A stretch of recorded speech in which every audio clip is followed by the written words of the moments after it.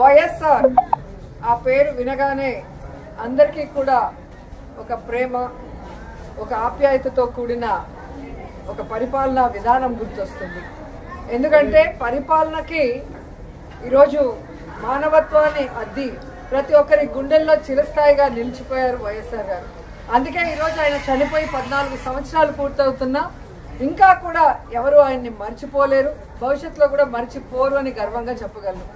ఎందుకంటే ఈ రాష్ట్ర రాజకీయాల్లో పెను మార్పును తీసుకొచ్చి పేదవాడికి నేనున్నాను అంటూ ఆయన ఇంటి వద్దకే అన్నీ కూడా తీసుకొచ్చి అందించిన ఘనత వైఎస్ఆర్ కుటుంబానికే దక్కింది. ఎందుకంటే వాళ్ళు ప్రజల్ని తమ కుటుంబ సభ్యులుగా భావిస్తారు, అభిమానిస్తారు.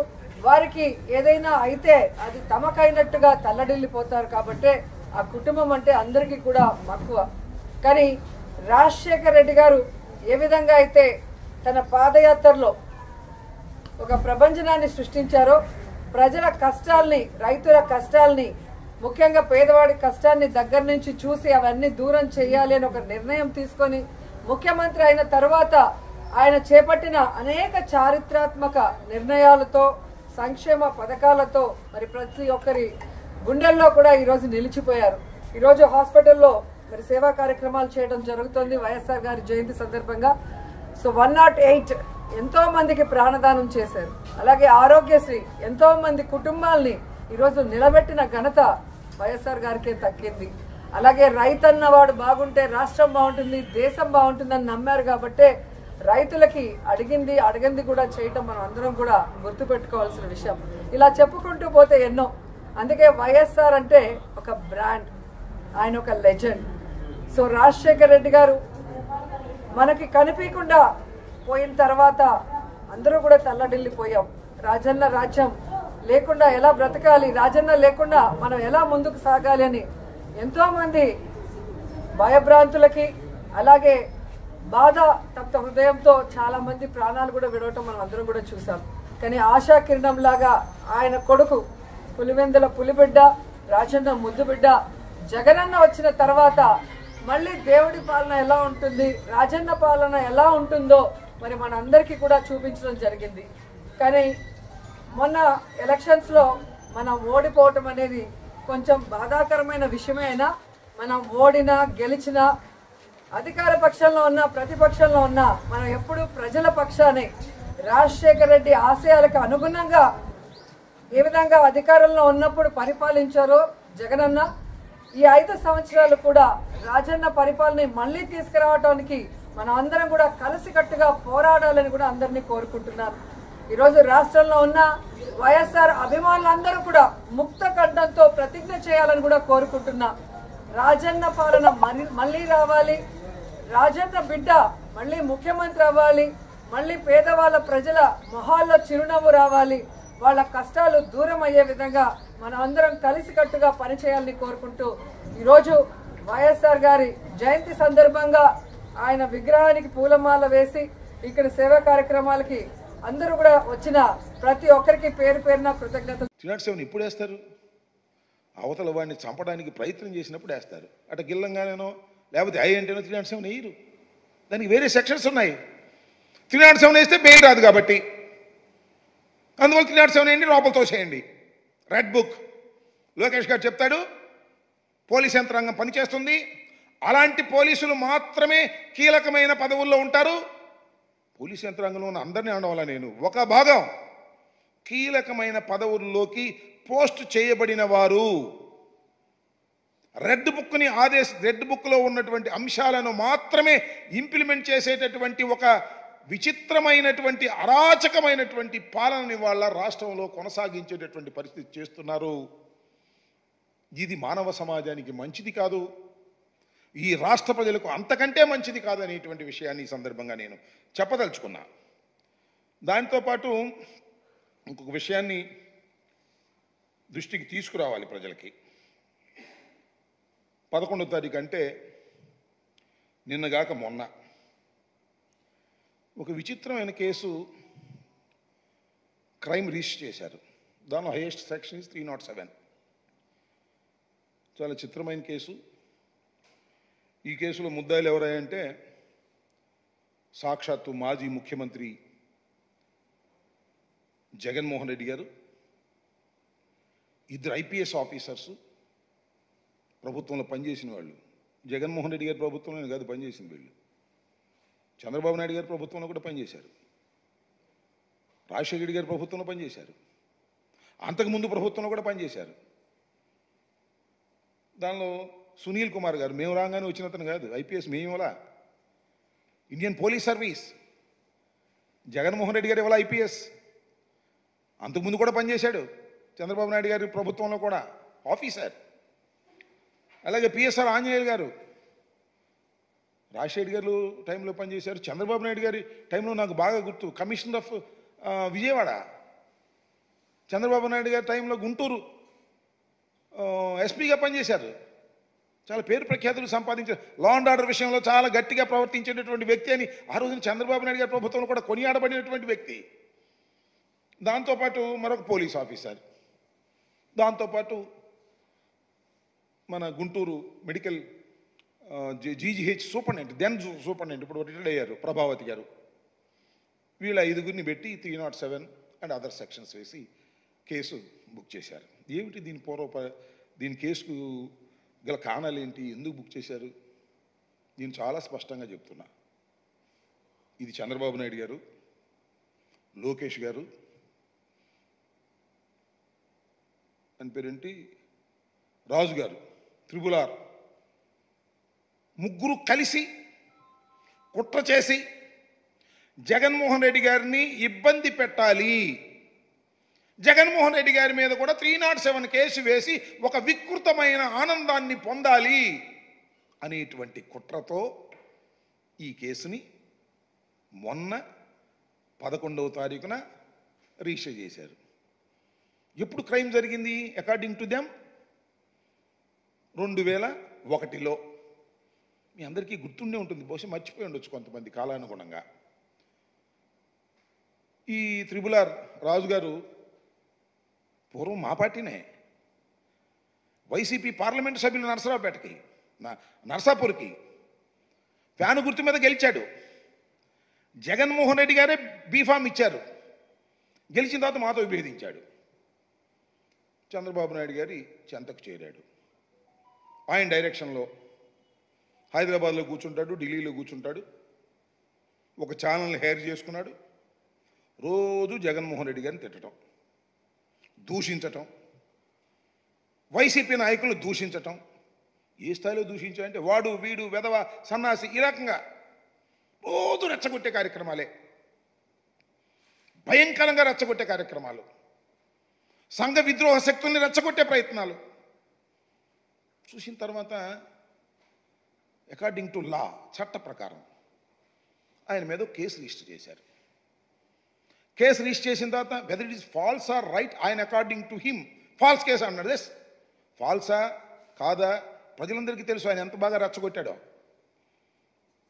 టీవీలో మాట్లాడుతూ ఒక ఛానల్ లాగా పెట్టుకుని దానిలో రోజు ఈ టైంకి వస్తాడు, తిడతాడు.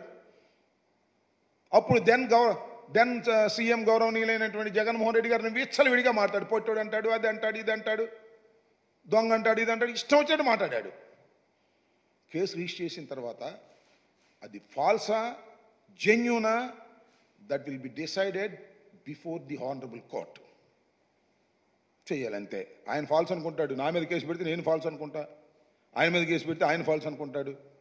ఆ కేసులో సిఐడి వెళ్ళి అరెస్ట్ చేసి తీసుకొచ్చి కోర్టులో ప్రొడ్యూస్ చేశారు.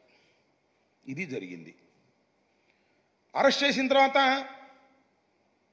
ఎప్పుడు కోర్టులో ప్రొడ్యూస్ చేయాలి? Within 24 hours. వితిన్ 24 అవర్స్లోనే ఆయన ప్రొడ్యూస్ చేశారు.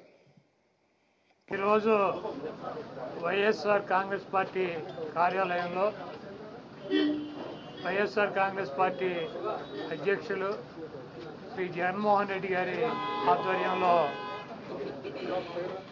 175 నియోజకవర్గాల్లో పోటీ చేసినటువంటి అభ్యర్థులతో సమావేశం ఏర్పాటు చేయడం జరిగింది. ఈ సమావేశంలో జగన్మోహన్ రెడ్డి గారు కొన్ని నిర్ణయాలు తీసుకుని మనకి 1,33,00,000 మంది ఓటు వేశారు. అదేవిధంగా పార్టీ కోసం గ్రామ స్థాయిలో కానీ, వార్డు స్థాయిలో కానీ, విలేజ్ స్థాయిలో కానీ నాయకులు, కార్యకర్తలు అనేక వేల మంది, లక్షల మంది పనిచేశారు. వాళ్ళందరినీ కూడా కాపాడుకోవాల్సినటువంటి బాధ్యత మందే. మీరు తప్పకుండా నియోజకవర్గాల్లో ఒక వారం రోజులు పర్యటన చేసి దాడులు జరిగినటువంటి మన నాయకుల మీద కానీ, కార్యకర్తలను కానీ మీరు అండగా ఉండాలని, అదేవిధంగా రాబోయే రోజుల్లో నేను కూడా గాయపడినటువంటి తెలుగుదేశం పార్టీ అల్లరి మూకలు చేసినటువంటి దాడుల్లో ఇబ్బంది పడినటువంటి ప్రతి కుటుంబానికి దగ్గరికి నేను వస్తాను, వాళ్ళకి అండగా ఉంటానని చెప్పి జగన్మోహన్ రెడ్డి గారు చెప్పారు. అదేవిధంగా మొన్న జరిగినటువంటి ఎన్నికల్లో ఇంత మంచి చేసి ఇన్ని రకాలైనటువంటి సంక్షేమ కార్యక్రమాలు అందించి మనం ఓడిపోయాము. ఇది ఒక మిరాకిల్గా ఉంది. దేశవ్యాప్తంగా కూడా మన దగ్గర ఆధారాలు లేవు, అయినప్పటికీ దేశవ్యాప్తంగా మరి శకుని మామ ఎలా అయితే పాచికలు ఎలా కావాలంటే అలా వేస్తాడో అలా తెలుగుదేశం పార్టీ, జనసేన, బీజేపీ కావాల్సినట్టు అక్కడ పాచికలు పడినాయి అని చెప్పి మా పార్టీ కానీ, జగన్మోహన్ రెడ్డి గారిది కానీ, మాది కానీ అభిప్రాయం. అదేవిధంగా రేపు రాబోయే రోజుల్లో ఈ 6 నెలలు కూడా కొంత టైం ఇచ్చి చూద్దాము. ఆ తర్వాత చంద్రబాబు నాయుడు చెప్పినటువంటి దొంగ హామీలని ఎట్టి పరిస్థితుల్లోనూ నెరవేర్చలేడు. ఎందుకంటే ఇవాళ చూసాం సూపర్ 6 అని పెట్టాడు. ఆ సూపర్ 6లో 18 సంవత్సరాలు దాటినటువంటి ప్రతి మహిళకి 1,500 పెన్షన్ ఇస్తా అన్నాడు. రేపు 1వ తారీఖు ఇస్తున్నాడా?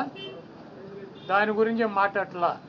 3 గ్యాస్ సిలిండర్లు ఇస్తా అని చెప్పాడు, దాని గురించి మాట్లాడట్లా. బస్సుల గురించి మాట్లాడట్లా. అదేవిధంగా బీసీ కానీ, ఎస్సీ కానీ, ఎస్టీ కానీ వర్గాలకి 50 సంవత్సరాలు దాటిన వాళ్ళకి పెన్షన్ ఇస్తానని చెప్పాడు సూపర్ 6లో, దాని గురించి మాట్లాడట్లా. అది ఎప్పుడు ఇస్తాడో చెప్పట్లా. అదేవిధంగా ఇంకోటి 20 లక్షల మందికి నిరుద్యోగులకి ఉద్యోగాలు ఇప్పిస్తాను, ఉద్యోగాలు కనుక ఇప్పించలేకపోతే ఈ లోపు 3,000 రూపాయలు నిరుద్యోగ వృత్తి కూడా ఇస్తానని చెప్పి సూపర్ 6లో పెట్టాడు. మొన్న తెలంగాణలో హరీష్ రావు గారు మాట్లాడుతూ చెబుతున్నాడు, చంద్రబాబు నాయుడు గారు చెప్పిన వాగ్దానాన్ని ఏమీ చెప్పాడు. 1,000 రూపాయలు ఈయన పెంచింది. ఇప్పుడు వచ్చి 3,000 ఆల్రెడీ ఇచ్చేది జగన్మోహన్ రెడ్డి గారు. 3,000 ఇస్తా అంటే ఈయన వచ్చి 1,000 ఇచ్చాడు. మీరు అక్కడ 2,000 ఇస్తా అంటే రేవంత్ రెడ్డి 4,000 చేయాలి కాబట్టి అక్కడ ఇబ్బంది పడుతూ ఉంటాడు. ఇంకా ఈయన సూపర్ 6 అని చెప్పి ప్రతి మహిళకి 1,500 రూపాయలు ఇస్తాడు 18 సంవత్సరాలు దాటిన వాళ్ళకి. మరి ఆ వాగ్దానం ఎప్పుడు చేస్తాడు? ఏదేమైనా జియో హెరిటేజ్ సైట్ ఏదైతే ఉందో దాన్ని ప్రొటెక్ట్ చేయాల్సినటువంటి బాధ్యత ప్రతి ఒక్కరి మీద ఉంది. అందులో విశాఖపట్నంలో పుట్టి పెరిగినటువంటి వ్యక్తిగా, ఈ ప్రాంతానికి చెందినటువంటి వ్యక్తిగా ఎర్రమట్టి దెబ్బలు అనేటువంటిది ఒక టూరిస్ట్ డెస్టినేషన్. ఈ ప్రాంతానికి వచ్చినటువంటి ప్రతి ఒక్కరికి అదొక టూరిస్ట్ డెస్టినేషన్. చిరంజీవి గారి సినిమాలు ఎన్ని సినిమాలు అయ్యాయి అక్కడ షూటింగ్లో. సో దాన్ని ప్రొటెక్ట్ చేసుకోవాలి మనం అందరం. జనసేన నాయకులు కొంతమంది మాట్లాడుతూ గౌరవ మాజీ మంత్రి గారు గుడివాడ అమర్నాథ్ గారు సెల్ఫీని విసన్నపేటలో దిగితే బాగుంటుంది తీసుకోమన్నారా? ఇప్పుడు ఏ విసన్నపేట కాదు, నరసన్నపేట ఎక్కడికైనా రెడీ బాబు. ఏదున్నా వాళ్ళు ప్రభుత్వంలో ఉన్నారు. అది తెలుగుదేశం కానీ, జనసేన కానీ, భారతీయ జనతా పార్టీ కానీ ఎవరికన్నా సరే జూన్ 4వ తారీఖు వరకు మేము అధికారంలో ఉన్నాం. ఏదైనా చేస్తే మేము ఏదో ప్రభావితం చేస్తామనేటువంటి భయం వారికి ఉండొచ్చు. వారు అధికారంలో ఉన్నారు, చేయమని ఎంక్వైరీ చేయమని నేను రెడీ కదా. నేను ఈ రోజు కాదు, ఆ రోజే పవన్ కళ్యాణ్ గారు ఆ రోజు వెళ్ళినప్పుడే ఏమీ చెప్పకుండా వచ్చేసారు అక్కడ. ఎందుకంటే అక్కడ సబ్జెక్ట్ లేదని, ఎవరు ఇన్వాల్వ్మెంట్ లేదని. సరే పోనీ ఉంది అని అనుకున్నప్పుడు ఎంక్వైరీ చేయమనండి. మరి నిన్న ఏదో వైట్ పేపర్ రిలీజ్ చేశారు కదా ముఖ్యమంత్రి గారు, అందులో కూడా పెట్టాల్సింది కదా, ఎందుకు పెట్టలేదు? ఏదో అమర్ వైజాగ్లో ఉన్నాడు, అమర్ మాట్లాడుతున్నాడు, అమర్ మంత్రిగా ఉన్నాడు అని చెప్పి ఏది పడితే అది అంటగట్టేస్తానంటే ఎలా అవుద్ది? ప్రతిదానికి ప్రూఫ్ అనేటువంటిది ఉండాలి కదా. దేనికన్నా రెడీ. అమర్ 5 సంవత్సరాలు శాసనసభ్యుడిగా, 3 సంవత్సరాలు 2 సంవత్సరాలు మంత్రిగా ఏదన్నా అన్యాయాలు అక్రమాలు చేశాడు అనుకుంటే they have a right to enquire. A enquiry కన్నా నేను సిద్ధం.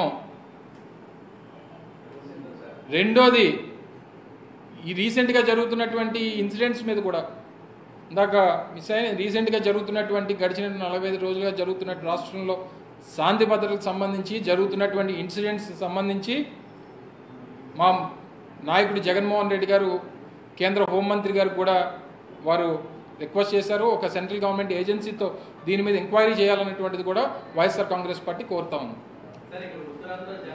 అన్నీ నువ్వే నేనైనా మాట్లాడుకోవాలి.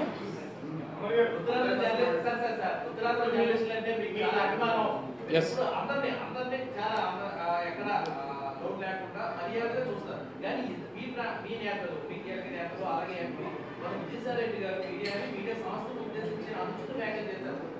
ఏమన్నారు చూడలేదు.